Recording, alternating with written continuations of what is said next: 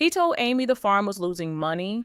He looked her in the eye during those agonizing mediation sessions and told her that the pumpkin season was a burden, a financial liability that was barely keeping its head above water. He lied. We have uncovered what insiders are calling the smoking gun that proves Matt Roloff was never broke. He was allegedly hiding millions. And the most shocking part is that he wasn't doing it alone. Forensic accountants working through a mountain of documents uncovered during a fresh fraud investigation have reportedly traced a sophisticated web of transactions leading away from the muddy fields of Oregon and straight to a secret shell company in Nevada, a company that has Caryn Chandler's fingerprints all over it. This wasn't just bad business or a chaotic divorce. The evidence suggests this was a calculated, cold-blooded scheme to divert marital assets away from Amy Roloff when she needed them most. Today, we are opening the books on an entity known as C.M.C. Holdings to reveal exactly where the missing pumpkin money actually went and why Amy Roloff might be owed a check for 7 figures. If you want to see justice for Amy and you want the full truth about the Roloff fortune exposed, you need to hit that like button right now. Let's aim for 15,000 likes on this video to send a message that we are watching. And if you haven't already, subscribe to the channel and turn on notifications, because once we release the documents on the Cayman Islands account, you are not gonna want to miss it. To understand the magnitude of this betrayal, we have to go back in time. We have to rewind the tape to the darkest days of the Roloff family history, the divorce proceedings. Do you remember the tone of those conversations? If you go back and watch the footage, or if you look at the court transcripts that have been discussed in previous reports, the narrative Matt spun was consistent, aggressive, and relentless. He played the role of the weary martyr. He constantly complained about overhead, about the rising cost of liability insurance, about the state of the attractions, and about how the farm was becoming a money pit. He painted a picture of a business that was asset rich in land, but cash poor in reality. This was a strategic masterclass in what forensic accountants call valuation suppression. Here is how the scheme works, and it is crucial that you understand the math to understand the theft. When a couple divorces, they have to split their assets. If the business makes $1 million a year in profit, the company is worth a lot of money, and Matt would have to pay Amy a massive lump sum to buy her out of her 50% share. But if the business only looks like it makes $100,000 a year because the expenses are huge and the revenue is missing, then the value of the company plummets. Matt successfully convinced Amy and her initial legal team that the farm wasn't the gold mine everyone thought it was. He convinced her that by taking a lower buyout number, he was actually doing her a favor, saving her from the headache of a failing business. He capitalized on her lack of financial oversight. Amy admitted many times on camera that she stayed out of the office, that she focused on the kids and the house while Matt handled the books. That trust was her Achilles heel.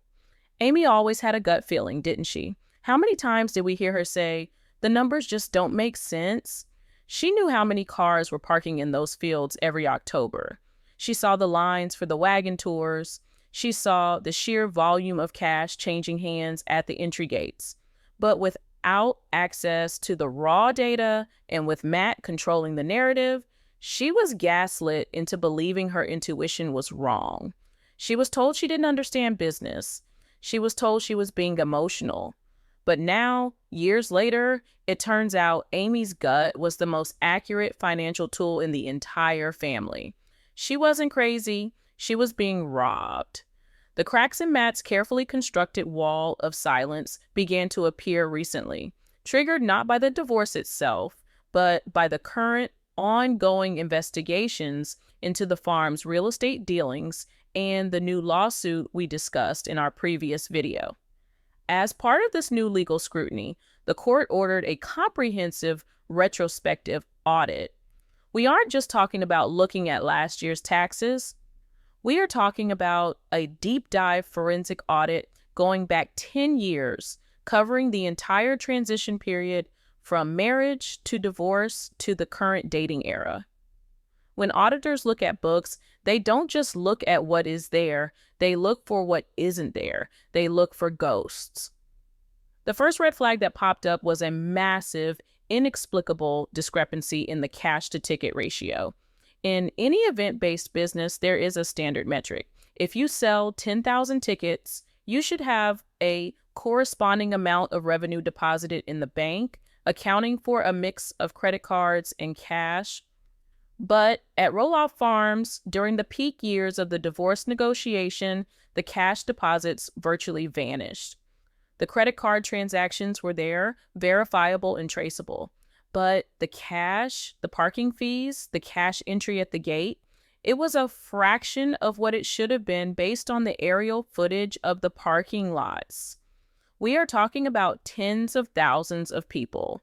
At $10 a car, or whatever the rate was at the time, that is a river of physical currency flowing into the farm. Cash is dangerous in a divorce because it is anonymous. It doesn't leave a digital footprint unless you deposit it.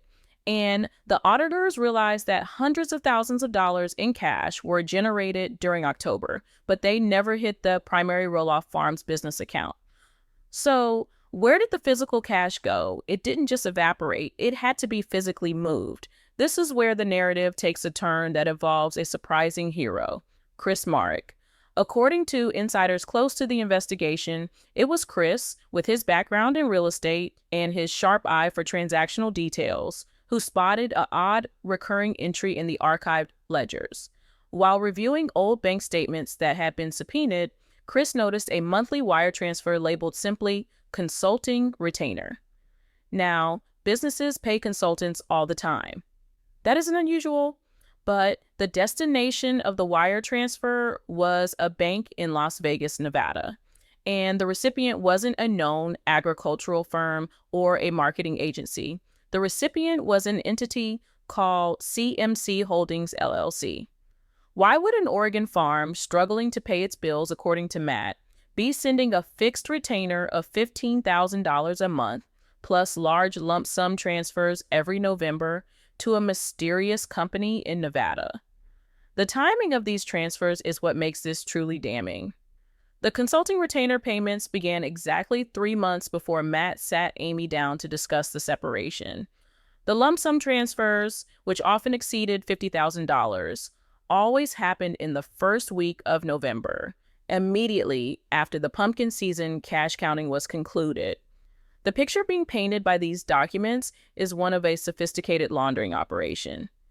The theory is that Matt was taking the cash profits from the parking and gate fees, money that was essentially untraceable, and using it to fund off-the-books expenses, or perhaps even physically transporting cash, while simultaneously using the official farm accounts to wire business expenses to this Nevada entity.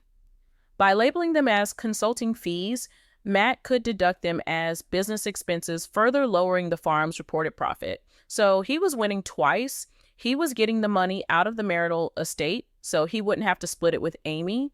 And he was lowering the farm's value, so he could buy Amy out for pennies on the dollar. But who is C.M.C. Holdings? Nevada is known as a corporate haven. It offers a high degree of anonymity for business owners. It is the Delaware of the West. You don't have to list all the members on public filings in the same way you do in Oregon. It was the perfect place to hide a vault. But even the best laid plans leave a trail. When the forensic team subpoenaed the incorporation papers from the Nevada Secretary of State, they found the smoking gun. The registered agent was a generic legal service, which is standard. But the managing member, the person with the sole signature authority on the bank account associated with the LLC, was listed clearly. The initials C.M.C. stand for Caryn Marie Chandler. This revelation changes everything. It shifts the narrative from Matt being a greedy ex-husband to Matt and Caryn operating as a coordinated team to defraud Amy Roloff years before the public even knew they were officially a couple. We have to look at the timeline of the formation of this company. C.M.C. Holdings was registered just 3 weeks before the formal divorce filing. It sat dormant for a few days, and then the money started flowing. This implies premeditation. This wasn't an accidental oversight. This was a lifeboat built before the ship supposedly sank. Let's talk about the specific mechanics of how this money was moved, because the devil is in the details, and these details are what have allegedly enraged Amy's legal team. The consulting retainer wasn't the only way money was moving. There are reports of equipment lease fees. The farm was paying C.M.C. Holdings for the rental of equipment that the farm already owned. It's a classic embezzlement technique. You take a tractor that the farm owns, you transfer the title on paper to the shell company, and then the farm pays the shell company to use the tractor. The money leaves the joint marital asset pot and lands in the Caryn Chandler pot.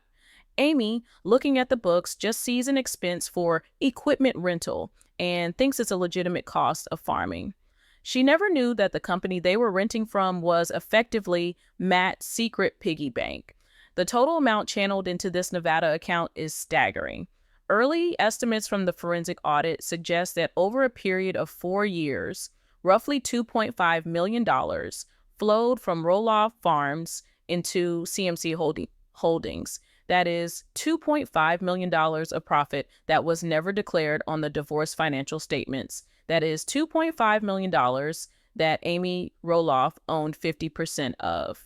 That means if these figures hold up in court, Matt Roloff stole $1.25 million directly from Amy's pocket, and he handed it to Caryn. This creates a massive legal liability for Caryn Chandler. Until now, she has been able to play the role of the supportive girlfriend, the innocent bystander who just wants everyone to get along.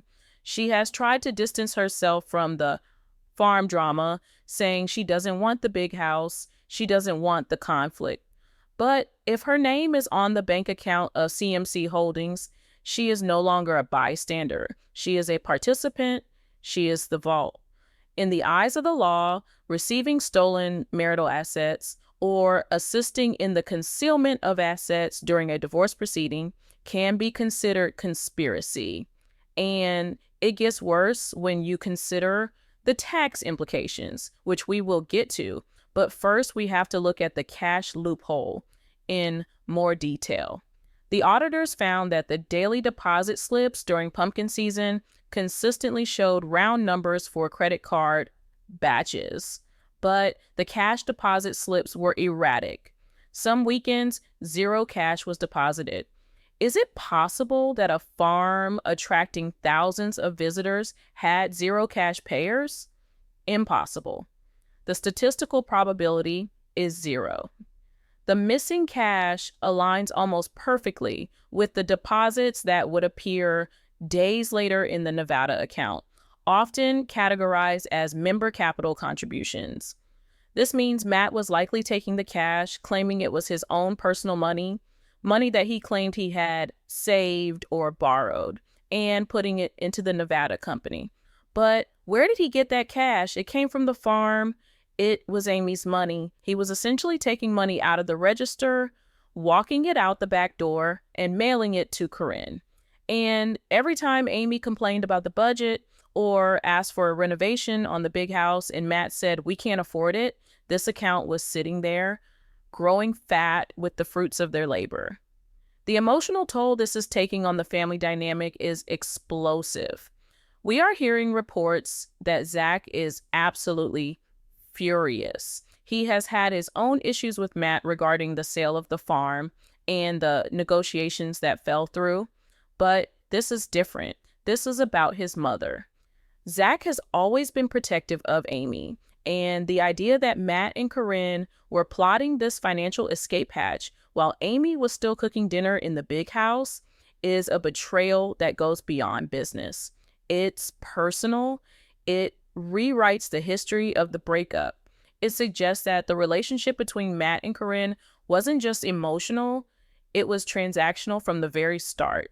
Sources say that Chris Marek is the one driving the push for a full asset dissipation motion. Chris is a smart guy. He knows real estate and he knows how to spot a scam. He realized that Amy was too trusting, that she was willing to let bygones be bygones for the sake of the grandkids. But when he saw the Nevada wire transfers, he drew a line in the sand.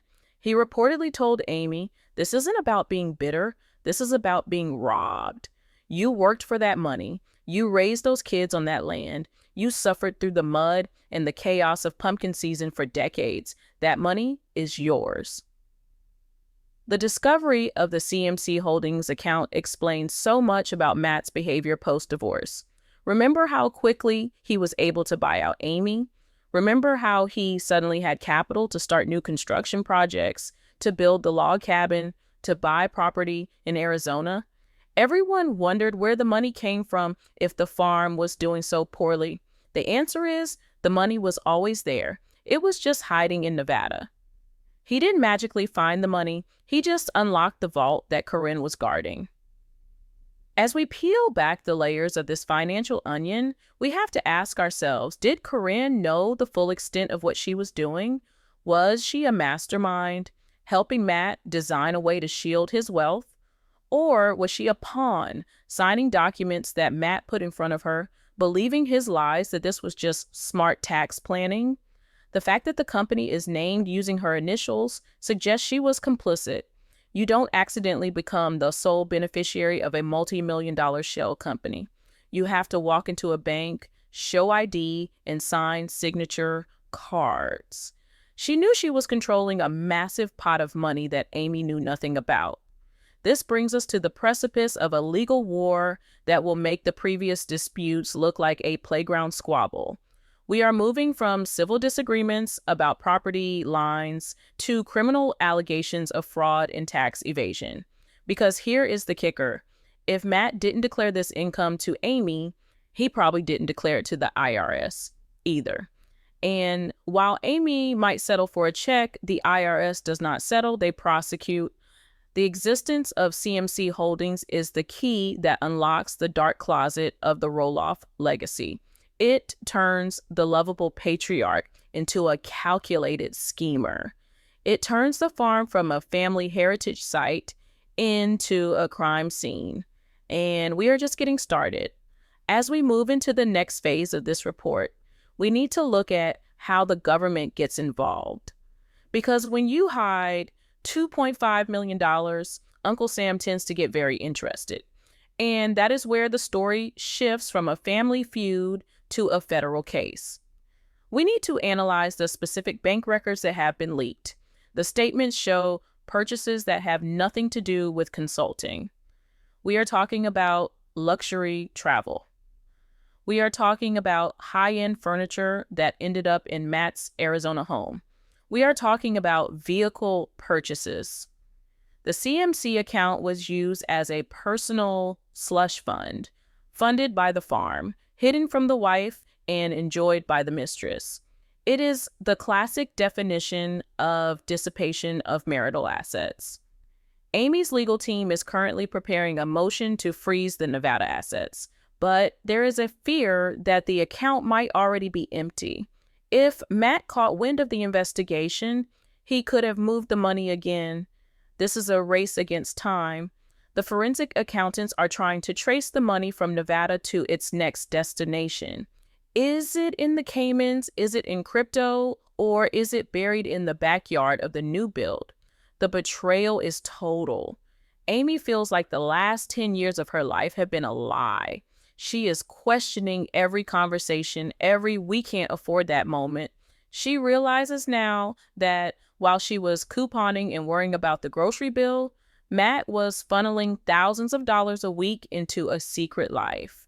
And the person who was smiling at her at family gatherings, Caryn, was the one holding the checkbook. This is the reality of the secret LLC. It's not just a business entity. It's a weapon used to dismantle Amy's financial security. And now that the weapon has been found, Matt and Caryn are scrambling. Sources say the Arizona house is tense. The carefree retirement they planned is currently under siege by auditors and lawyers. They thought they got away with it. They thought the divorce decree was final. But fraud invalidates a judgment. If you lie to the court, the deal is off. Amy can reopen the entire divorce settlement. She can go after everything. And judging by the fire in her eyes in recent photos, that is exactly what she plans to do. This escalates the situation from a civil dispute between ex-spouses into a federal nightmare. When you hide income to spite your ex-wife, you are inadvertently hiding income from the United States government. Hiding income isn't just a dirty trick in a divorce, it is a felony. We are talking about tax evasion. The Internal Revenue Service does not care about family drama or pumpkin seasons or reality TV show ratings. They care about one thing: getting their cut. And according to legal experts analyzing the C.M.C holding structure, there is a very strong possibility that the money funneled into this Nevada shell company was not properly reported. Here is the trap that Matt and Caryn may have set for themselves. In order to lower the profit of Roloff Farms to pay Amy less, Matt had to treat the payments to C.M.C Holdings as deductible business expenses. He had to tell the IRS, I paid this consulting firm $2.5 million. So that is $2.5 million of revenue I don't have to pay taxes on. That lowers the tax bill for the farm. But for that to be legal, the company receiving the money, C.M.C Holdings, has to report that money as taxable income. The IRS expects the tax to be paid on one side or the other. You cannot deduct it on side A and ignore it on side B. That is the definition of a tax gap, and it is exactly what triggers a federal audit. Insider reports suggest that Amy's legal team has a fiduciary duty to report this discrepancy. When they looked at the C.M.C tax filings, or the lack thereof, they allegedly found that the income was being classified as non-taxable member contributions or loans.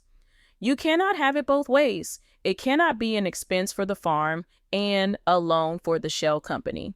That is accounting fraud. And because the amounts exceed the federal threshold for criminal investigation, this file is likely already on a desk at the IRS Criminal Investigation Division. This puts Caryn Chandler in the most precarious position of her life. Matt Roloff is a veteran of navigating legal gray areas. He has been running businesses for decades. Caryn was a farm manager. Now, she is the sole signatory on an account that is potentially the target of a federal tax evasion probe. Since the account is in her name and she is the managing member, she is the one who is legally responsible for the unpaid taxes on that $2.5 million. If the IRS determines that this was income, they will come after Caryn for the back taxes, the penalties, and the interest. We are talking about a bill that could easily surpass $1 million. Matt might have set up the scheme, but Caryn is the one holding the bag. Matt is already trying to distance himself. We are hearing whispers from sources close to the Arizona property that Matt is floating a new narrative. He is reportedly claiming that the money sent to Nevada was a personal loan to Caryn that she was supposed to pay back, or that it was an investment in a separate venture that failed. He is trying to rewrite the history of C.M.C Holdings to make it look like he was just a passive investor and Caryn was the operator. He is effectively throwing her under the bus to save his own skin. If he can convince authorities that he didn't know how she was handling the books, he might escape the fraud charges. But that defense is crumbling because of the emails. Forensic data recovery has reportedly unearthed email chains between Matt and the Nevada registered agent, where Matt is giving direct instructions on how to structure the deposits to avoid red flags. These emails prove control. They prove that even though Caryn's name was on the door, Matt was the one turning the key. He was using Caryn as a human shield against Amy, and now he is using her as a shield against the IRS. This revelation has allegedly caused a massive fracture in their relationship. Caryn is realizing that in Matt's world, everyone is expendable if it means protecting the empire. While the IRS looms in the background, Amy Roloff is taking immediate action in the family court. Her lawyers have filed a motion for what is known as asset dissipation. This is a legal clawback. In a divorce, if one spouse wastes or hides marital assets, the court can order them to pay it back. But Amy isn't just asking for her half of the $2.5 million. She is demanding penalties. She is arguing that because this was done with malice and fraudulent intent, she is entitled to treble damages. That means triple the amount. She is shooting for a settlement that could bankrupt the farm. The legal theory is solid. The divorce settlement was signed under false pretenses. Amy agreed to the buyout number based on the financial disclosures Matt provided. If those disclosures were a lie, the contract is voidable. Amy's team is arguing to reopen the entire financial settlement. They want a new valuation of the farm as of the date of the divorce, but this time they want the C.M.C. Holdings cash added back into the farm's value. This would retroactively increase the share Amy was owed by millions of dollars. To ensure the money doesn't disappear again, Amy's lawyers have executed a terrifying legal maneuver, the freeze. They petitioned the Nevada court to issue an immediate temporary restraining order on the C.M.C. Holdings bank accounts. When the order hit the bank in Las Vegas, the accounts were locked instantly.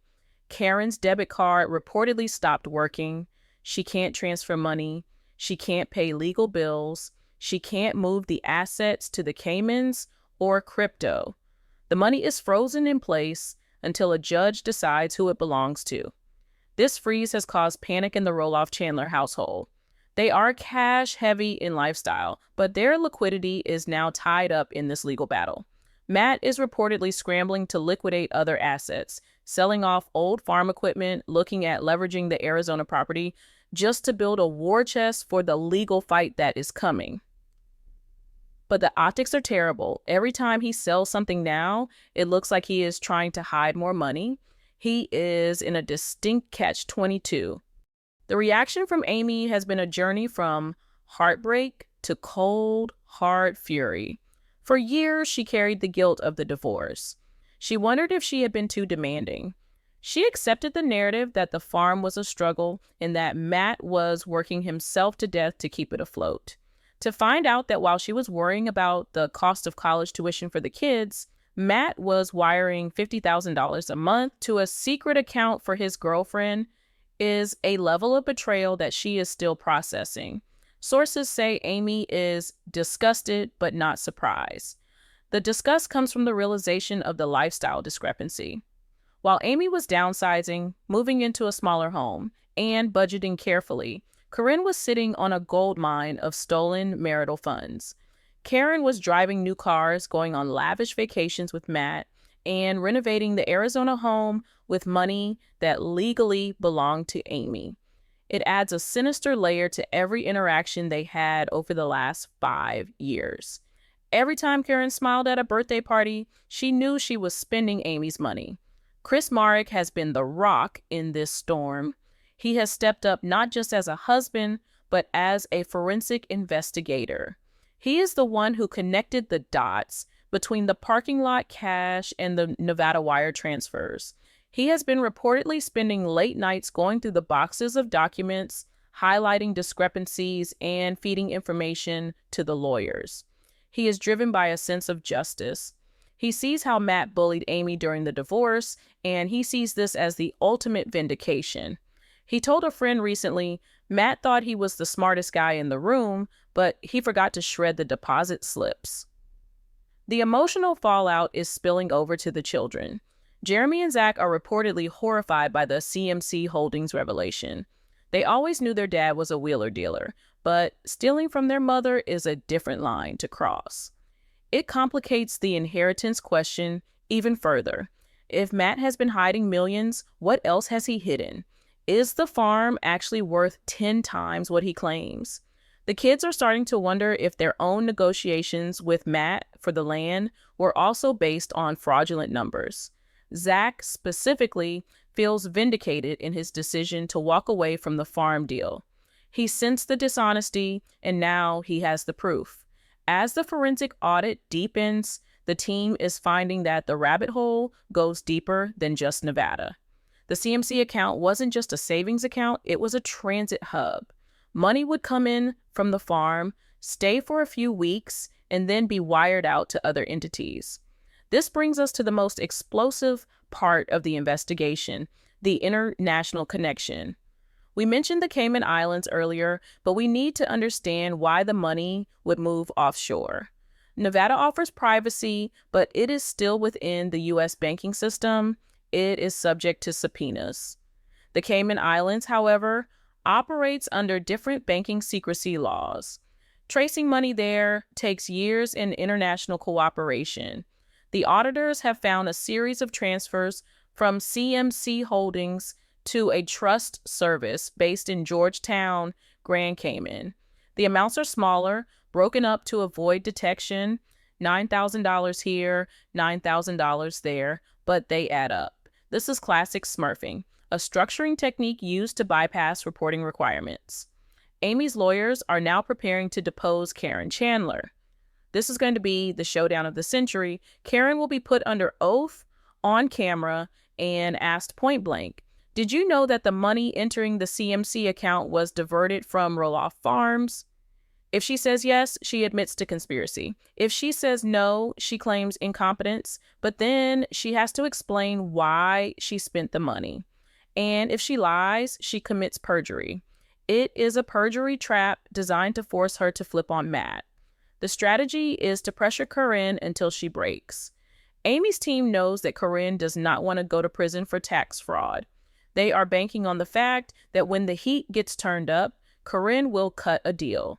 She will hand over the emails, the ledgers, and the passwords to the offshore accounts in exchange for immunity. And if that happens, Matt Roloff is finished. He won't just lose the farm, he could lose his freedom. We are watching a real-time collapse of the Roloff myth. The hardworking farmer image is being replaced by the forensic accountant's nightmare. Matt isn't fighting for his legacy anymore. He is fighting to stay out of a federal indictment. And Amy, the woman he underestimated, the woman he thought he could buy out with a lowball offer, holds all the cards. She has the sympathy of the public, the backing of the forensic data, and the momentum of the IRS behind her. The clawback isn't just about money. It is about reclaiming dignity. It is about proving that Amy contributed value to that farm for 30 years and that she deserves every single penny of her share. The $2.5 million in the Nevada account is just the tip of the iceberg. As the freeze order holds and the auditors dig into the Cayman transfers, the total number keeps rising. Some experts believe the total hidden assets could be upwards of $5 million. Think about what that means. $5 million, that is life-changing money. That is generational wealth that was siphoned off dollar by dollar from pumpkin sales and parking fees. It's the money that should have gone to the grandkids. It's the money that should have secured Amy's retirement. Instead, it was sitting in a shell company named after the other woman. The next few weeks are critical. The court hearing for the asset dissipation motion is scheduled for next month. Matt's lawyers are trying to delay filing motions to dismiss, claiming the statute of limitations has passed. But fraud has no statute of limitations when it involves concealment. The clock doesn't start ticking until the victim discovers the crime. And Amy just discovered the crime. The clock starts now. We are also hearing that TLC is scrambling. They are filming right now. Do they include this? Do they break the fourth wall and show the lawyers entering the farm? Or do they try to protect Matt? The network is in a difficult spot. This isn't a plot line they created. This is a legal reality that threatens the existence of the show's main star. If Matt is indicted for tax evasion, the show is over. But the ratings for this scandal would be through the roof. The tension is palpable. You can see it in Matt's recent social media posts. He looks tired. He looks stressed. He is posting about family unity and forgiveness, which is a classic distraction tactic.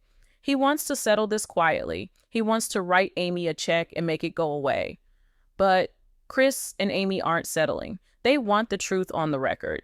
They want a judgment that says Matt Roloff committed fraud. And what about the property itself? If the court finds that Matt used stolen funds to improve the farm or buy out Amy's share, the court could order the sale of the entire farm to satisfy the judgment. Imagine that. The farm that Matt has held onto so tightly, the land he refused to sell to his own sons, could be auctioned off by the sheriff to pay back his ex-wife. It would be the ultimate poetic justice. As we prepare to reveal the final piece of this puzzle, the Cayman Islands dossier, you need to understand that the secret LLC was just the mechanism. The motive was greed, pure and simple. Matt wanted to win. He wanted to beat Amy. He wanted to prove he was the business genius. But in his arrogance, he left a paper trail. He registered the company in Caryn's name.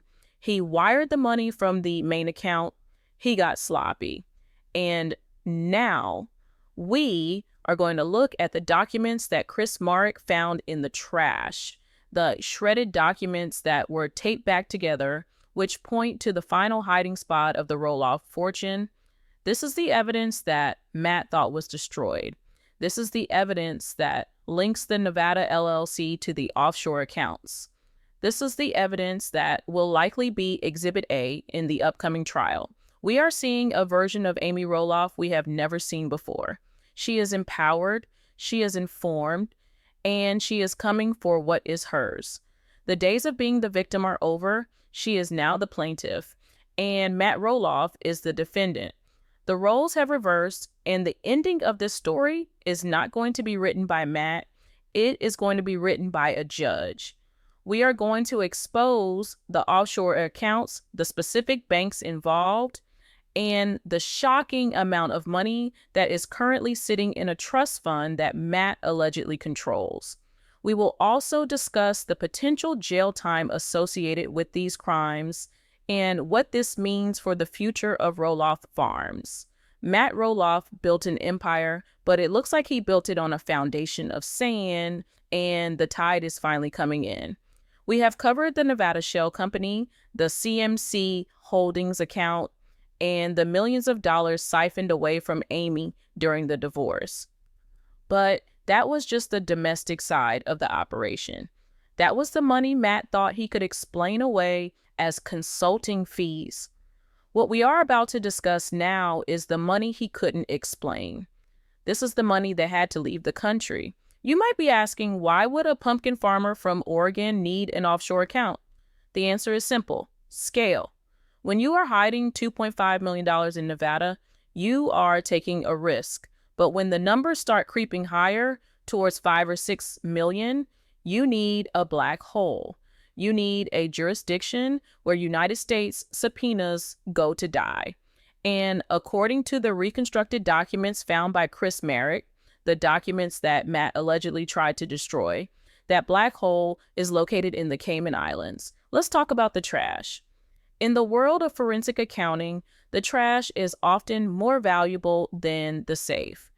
Sources tell us that during the move out of the big house, during that chaotic period, where Matt was frantic to get Amy off the property, a box of shredded documents was left behind in the farm office. It was labeled old receipts. Most people would have thrown it out. Marek didn't. He kept it.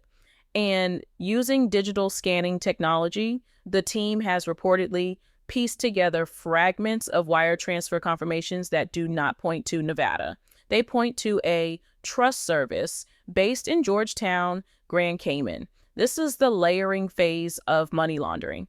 You don't send money from the farm directly to the Caymans. That triggers immediate red flags at the bank.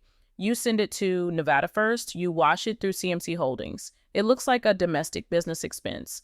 Then C.M.C. Holdings, the company controlled by Caryn, sends the money offshore as an Investment in foreign securities. It is a classic textbook scheme, and it worked for years. Until now. The documents indicate that this Cayman entity isn't just a bank account. It is likely an asset protection trust. These are designed specifically to be impenetrable by U.S. courts. If a judge in Oregon says, Matt, give Amy her money, Matt can throw up his hands and say, I can't. The money is in a trust in the Caymans, and the trustee refuses to release it. It is the ultimate checkmate move in a divorce. It is designed to starve the opponent out.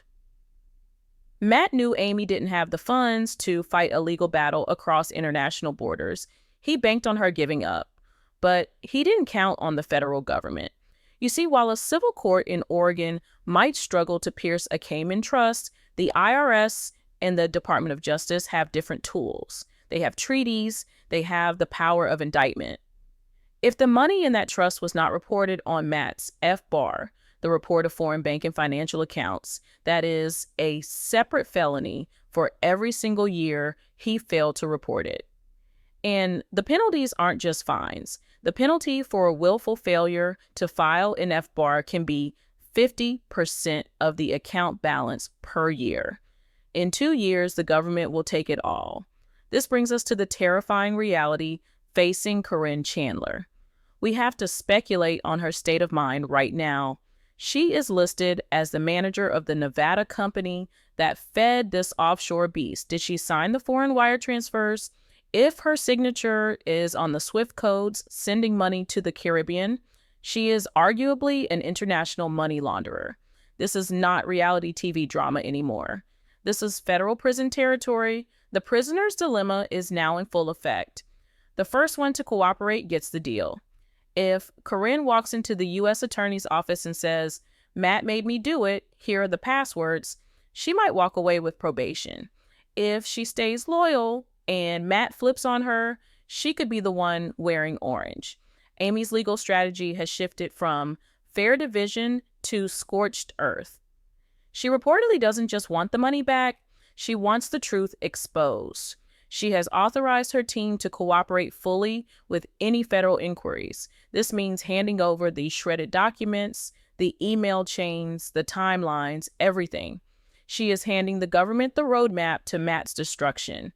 It is a move born of deep, profound hurt. She realizes that the man she shared a bed with for nearly 30 years wasn't just drifting away emotionally. He was actively plotting against her financial survival. The fallout for the children is catastrophic. We are watching the complete disintegration of the Roloff family unit. Jeremy and Zach are reportedly beside themselves. They have been trying to build their own lives, their own brands, independent of the farm. Now, the Roloff name is being dragged through the mud of a financial scandal. They are asking the hard questions. Was our childhood funded by fraud? Is the legacy we were fighting over actually a criminal enterprise? Zach, in particular, is facing a crisis of conscience.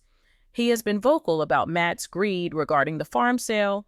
He called his dad out for pricing the kids out. But now, he realizes it wasn't just greed, it was necessity. Matt likely couldn't sell the farm to the kids at a discount because he needed a massive influx of clean capital to cover the holes in the books. He needed the $4 million price tag to balance the ledgers before the auditors looked too closely. When the kids couldn't pay, he turned to the open market, not because he wanted to, but because he had to. And what about the farm itself? This is the question that haunts every fan of the show. If the IRS levies a massive tax bill and penalties against Matt, potentially totaling in the millions, and if Amy wins her judgment for asset dissipation, Matt will not have the cash to pay. He is asset rich, but his liquidity is frozen or hidden. The government does not wait for you to find cash. They seize assets.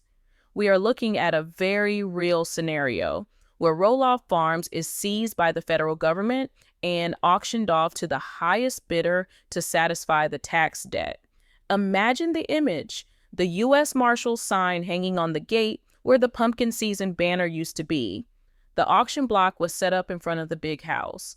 strangers walking through the fields, bidding on the castle, the pirate ship, the western town. It would be the tragic final end to the story.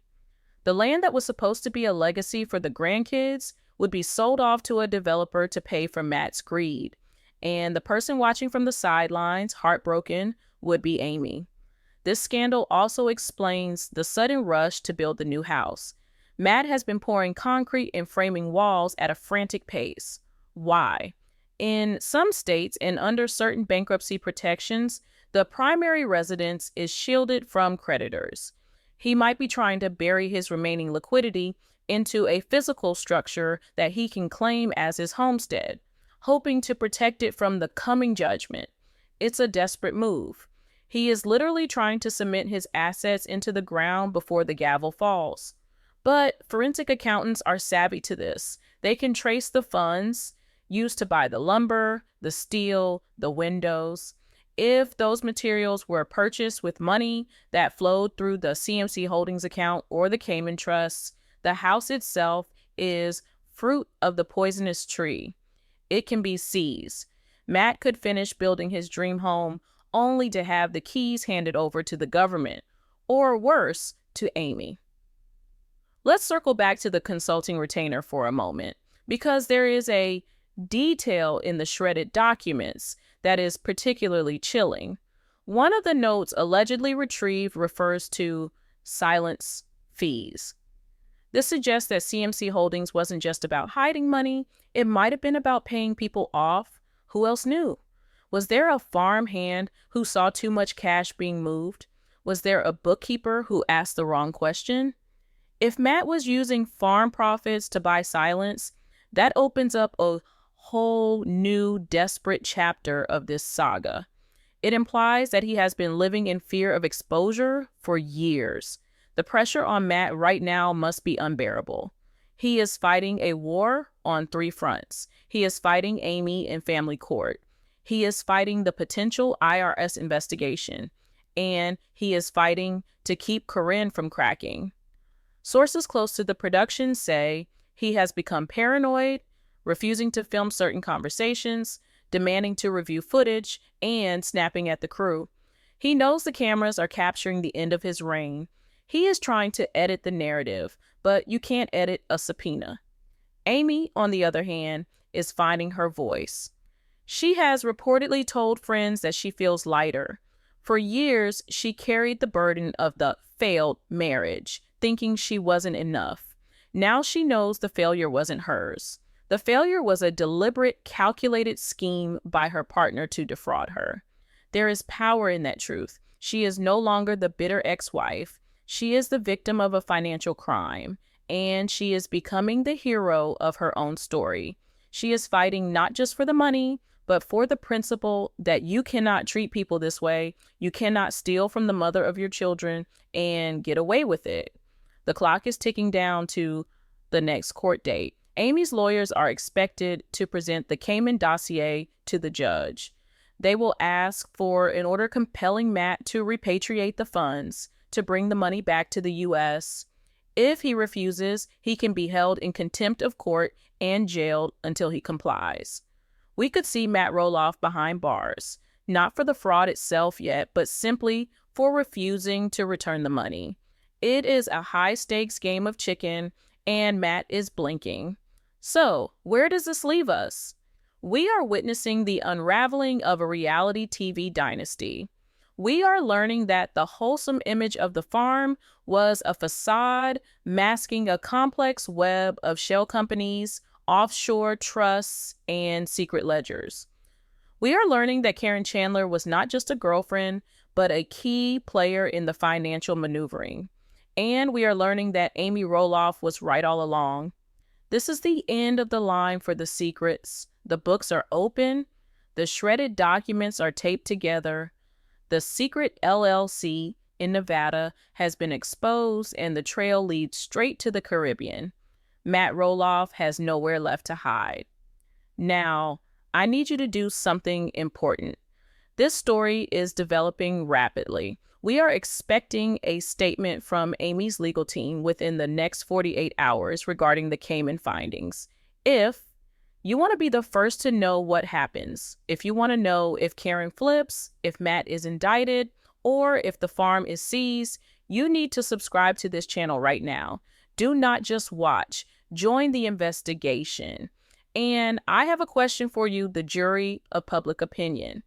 Based on the evidence we have laid out, the missing cash, the Nevada shell company, the offshore transfers, do you believe Caryn Chandler was an innocent victim of Matt's manipulation? Or was she the mastermind who taught him how to hide the money?